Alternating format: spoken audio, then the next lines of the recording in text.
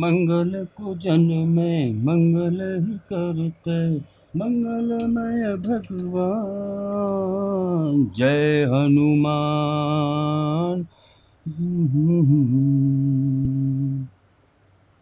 अरे आ गए आप लोग। भाई बहुत लोग बहुत कुछ कह चुके हैं और जाहिर सी बात है आदि पुरुष मूवी रिव्यू के बाद मुझे भी कई सारे मैसेजेस आए कि भैया मैं भी अपनी पूरी बात रख ही दूं। सो अब करेंगे पोस्ट आदि पुरुष एनालिसिस विद लेटेस्ट अपडेट्स और फाइनल जवाब उन सभी को जिन्होंने रामायण जैसे पवित्र सब्जेक्ट का मजाक बनाकर रख दिया है, ताकि ओटीटी वाले भी सावधान हो जाएं। तो चलिए शुरू करते हैं।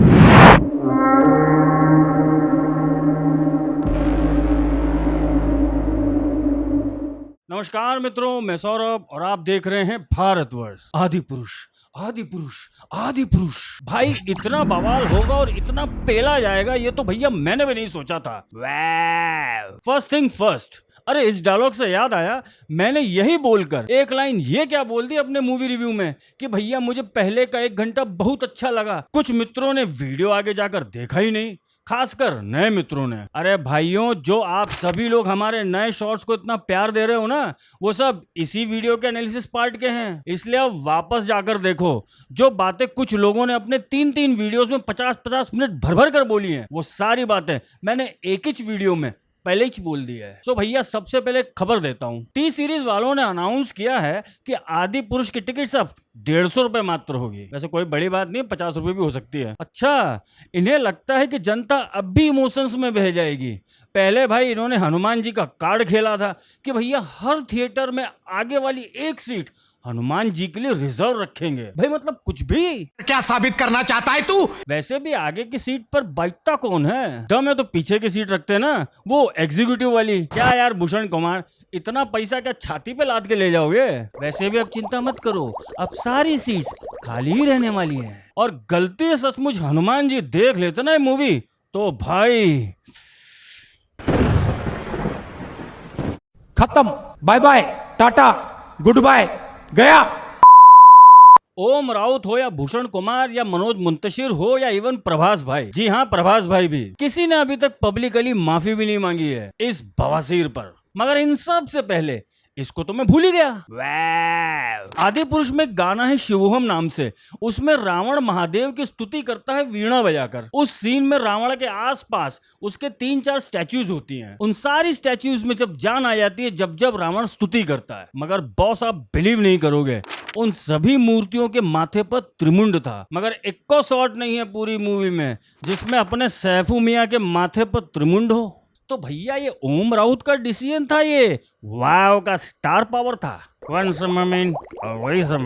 अब बाकी सब पर आते हैं। इन सब ने अपने अपने फंडे पेले, तो आज इनको इनका फंडा पेल कर वापस करते हैं। सबसे पहले मनोज मुंतशिर, जो कभी मनोज शुक्ला था तो मनोज शुक्ला में वैसे भी वजन नहीं था, उसको भाई कमरे में बंद रखो, वो भी हाथ पांव बांध कर। ये एक लहसुन इतना भसड़ मचा गया है कि इसकी भरपाई इस जन्म में तो पूरी नहीं होने वाली। माना कि अब डायलॉग चेंज कर दिए हैं, जैसे जलेगी तेरी बाप का कर दिया है जलेगी तेरी लंका की, मगर बॉस इट्स टू लेट। कोई भी सेंस वाला व्यक्ति हनुमान जी को ऐसे छपरी वाले डायलॉग्स में इमेजिन ही नहीं कर सकता है। वैसे मैंने काफी रिसर्च किया और मैंने ढूंढ ही लिया कि भैया मनोज मुंतशिर के आदि पुरुष के डायलॉग्स का सोर्स कहाँ है। जरा ये देखो। एम्प्लॉयर क्या चाहता है? Minimum input maximum output. Hanuman इसके उदाहरण है। भगवान ने उन्हें भेजा लंका में कि जाओ जरा रावण को मेरा विजिटिंग कार्ड दे के आओ, तो वो गिरफ्तार हो गए जानबूझ के। अब उनकी पूंछ पे वो कपड़ा बांधा गया। कपड़ा किसका था? रावण का। मिट्टी का तेल डाला गया। मिट्टी का तेल किसका था? जली किसकी? Minimum input. कुछ समझे दया? ये है आजकल के सीजनल हिंदूवादी और सनातनी जो खुद अपनी महफिलों में हमारे रामायण का स्तर इतना नीचे गिराते हैं, मगर भाई यहाँ इसे ताली और मूवी में गाली। भाई कुछ गलती तो हम लोगों की भी है ना। अगर यही इसी कुमार बकवास को लोगों ने टांग दिया होता ना तो आज ये दिन देखने ना पड़ते। वैसे इस टाइप के डायलॉग इस्कॉन वाले बाबा जी ने भी कहा था, मगर भैया अब क्या ही कहें, जब लोगों को वहां तालियां मिल जाती हैं तो भैया अभी क्यों प्रॉब्लम है? आप लोग जरा इस बात पर सोचना जरूर। और ये क्या बात बोली थी मुंतशिर मियां कि हनुमान जी तो भक्त थे, उनको भगवान हमने बनाया है। अरे भूतपूर्व शुक्ला जी, हनुमान जी रुद्र अवतार हैं, वो चिरंजीवी हैं, वो ही कलयुग में कल के अवतार के गुरु बनेंगे, इंक्लूडिंग ऑल अदर चिरंजीवीज। अगर महाभारत में उनका ध्वज अर्जुन के रथ पर नहीं होता ना, और स्वयं प्रभु श्री कृष्ण सारथी ना बनते, तो बेटा अर्जुन का रथ पहले ही दिन अस्त्रों की मार खाकर भस्म हो जाता। साला हॉलीवुड वाले हनुमान जी पर कुछ नहीं बोल पाए हैं, और ये अपना आदमी ऐसा बोल रहा है। ऐसे ही तो भैया दूसरों की हिम्मत बढ़ती है। बेटा हनुमान जी को हम लोग क्या देवता भी क्या भगवान बनाएंगे, वो स्वयं सब कुछ हैं। जब गोस्वामी तुलसीदास जी को उस तुर्की अकबर ने कैद किया था, तब जेल में बैठकर उन्होंने हनुमान चालीसा की रचना करी थी। तब हनुमान चालीसा के एक जाप ने अकबर को ऐसा डरा दिया था कि उन्होंने ससम्मान गोस्वामी तुलसीदास जी को छोड़ दिया था। आज भी हैं कुछ तुम्हारे जैसे चोमू जो हनुमान चालीसा को बाजारू किताब कह गए थे, सीधा पौंड से कंपेयर कर रहे थे। उनका हाल क्या हो चुका है देख लो, मुझे कहने की जरूरत नहीं है। और ये जो शुरू में टीआरपी लेने के लिए बोले थे ना कि हमने तो भैया वाल्मीकि रामायण से कुछ भी इधर उधर नहीं किया है, और अब बोल रहे हो कि हमने कहाँ वाल्मीकि रामायण बनाई। रहने तो बहुत बुरे लग रहे, तौबा तौबा तौबा, थारा मूड खराब कर दिया। बेटा यही तुम फंस गए थे। रामानंद सागर की रामायण हो या इवन जापानीज रामायण या अभी की द लेजेंड ऑफ हनुमान, एक भी पूरी तरह से वाल्मीकि रामायण को फॉलो नहीं करती है। रामानंद सागर में उत्तर कांड दिखाया गया था, जबकि वो वाल्मीकि रामायण का पार्ट नहीं है। वो जापानीज रामायण जो कार्टून वाली थी, एनिमे वाली, उसमें प्रभु श्री राम एक चक्र से रावण का वध करते हैं, वैसा वाल्मीकि रामायण में है ही नहीं। और द लेजेंड ऑफ हनुमान में रावण को एक डीमन जैसा दिखाया गया है, वैसा भी वाल्मीकि रामायण में नहीं है। और भी बहुत सारे डिफरेंसेस हैं, बट मगर किंतु परंतु मूल बात यह है कि इनमें से एक भी रामायण में मूल चरित्र बोले तो बेस कैरेक्टर से कोई छेड़छाड़ नहीं हुई है। आप कैसे प्रभु श्री राम को, प्रभु हनुमान को एकदम से नॉर्मल ह्यूमन बींग्स की तरह दिखा सकते हो? ये बात सही है कि स्वयं नारायण ने मानव अवतार लिया था, मगर प्रभु श्री राम अवतार इसलिए थे कि वो प्रभु श्री राम थे। ये बात आप लोगों को लगता है समझ नहीं आई। देखा आपने लापरवाही का नतीजा है। याद नहीं, राम से बड़ा राम का नाम। तो भाई आप कैसे सब कुछ इतना नॉर्मलाइज करके दिखा सकते हो? साला बाहुबली में अमरेंद्र बाहुबली स्पेशल दिख सकता है, मगर जो एक्चुअली में सुपर ह्यूमन बीइंग है उनको आप ह्यूमनाइज कर रहे हो। कंट्रोल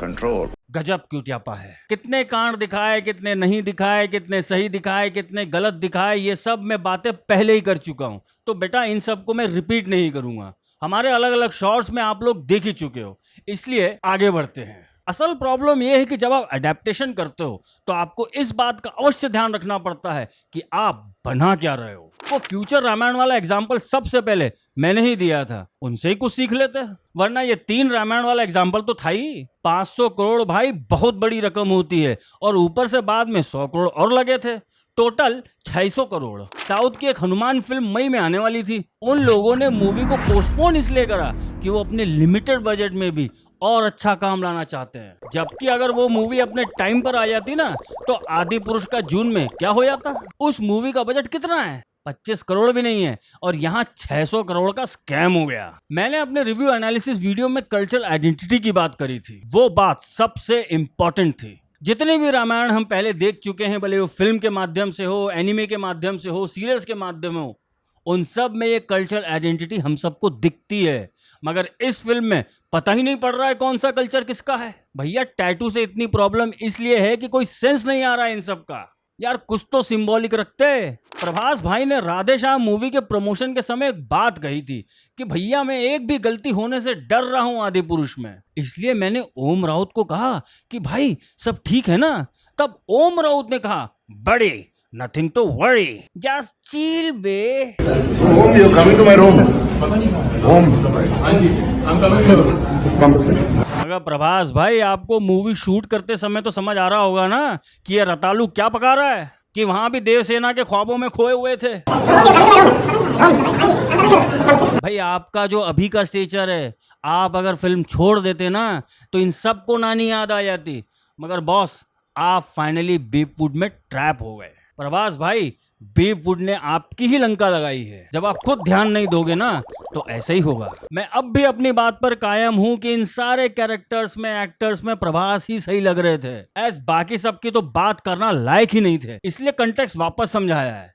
बट हाँ, प्रभास बहुत बहुत बेटर हो सकता था अगर बाकी के सारे कैरेक्टर्स पे थोड़ा भी काम किया होता, काम छोड़ो इनफैक्ट रिप्लेस ही कर दिया होता।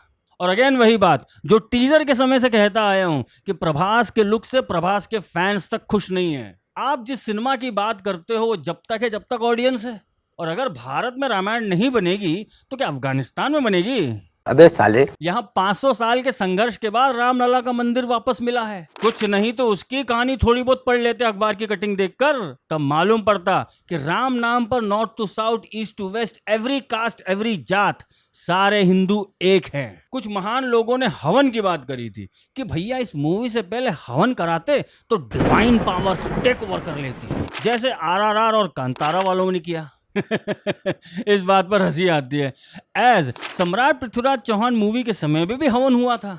जरा बेटा ये तो बता उस मूवी का क्या हाल हुआ था? बात हवन करने या नहीं करने की नहीं है, बात यह है कि भगवान ईश्वर भी आपकी जब ही मदद करते हैं जब आप खुद सही नियत से मेहनत करते हो, वरना आज गधे भी घोड़े हो जाते हैं। घोड़े ही बोला है, कुछ और मत समझ लेना। ये केस ये बोलकर इग्नोर नहीं किया जा सकता कि it was a failed attempt. नहीं, ये फेल्ड अटेम्प्ट नहीं है, ये कुटियापा अटेम्प्ट है जिसमें माफी बिल्कुल नहीं मिल सकती, एटलीस्ट हम जैसों से तो नहीं। अब भैया सिर्फ प्रभु श्री राम से ही आपको माफी मिल सकती है। कुछ ने कहा कि भैया बीजेपी के सारे सीएम्स के नाम थे, बीजेपी ने बनवाई है, आरएसएस ने बनवाई है। अब भाई बिना आधार के, बिना सबूतों के मैं सेंसेशन बनाकर व्यूज नहीं कमाता, सबूत मिलेगा तो ही बोलूंगा। बट एक बात करना जरूरी है, आप सभी को पता है कि बहुत बार जिन वीआईपीज के नाम थैंक्स क्रेडिट में जो डाले जाते हैं ना, उसका एक ही रीजन होता है कि भैया कैसे भी करके मूवी टैक्स फ्री हो जाए। सब पैसे का चक्कर है बाबू भैया, पैसे का। मैं गारंटी से कहता हूं इनमें से एक भी सीएम ने शायद ये फिल्म देखी होगी। हाँ, बाकी रवि किशन भैया को इग्नोर नहीं कर सकते,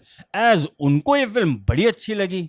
ये फिल्म बहुत ही शानदार, ऐसे ग्राफिक्स मैंने नहीं सोचे थे, ऐसी कहानी को इस तरह से प्रदर्शित करेंगे डायरेक्टर ओम जी, उनको मैं साधुवाद देता हूं। भूषण कुमार जी जो टी सीरीज के प्रोड्यूसर हैं उनको मैं देता हूं, और सारे कलाकार, ग्राफिक इसका बहुत शानदार था। हमारे देखिए पीढ़ियों को हमारी सनातनी संस्कृति, मर्यादा पुरुषोत्तम राम क्या थे, हमारे बच्चों को जानना बहुत जरूरी है। जहां पाश्चात्य कल्चर में चले गए हैं, ज्यादातर अंग्रेज मानसिकता के साथ जो हम लोगों को पढ़ाया जाता था इतिहास में, हमारे इतिहास को जानना, हमारी पीढ़ियों को, ये फिल्म सभी को देखना चाहिए।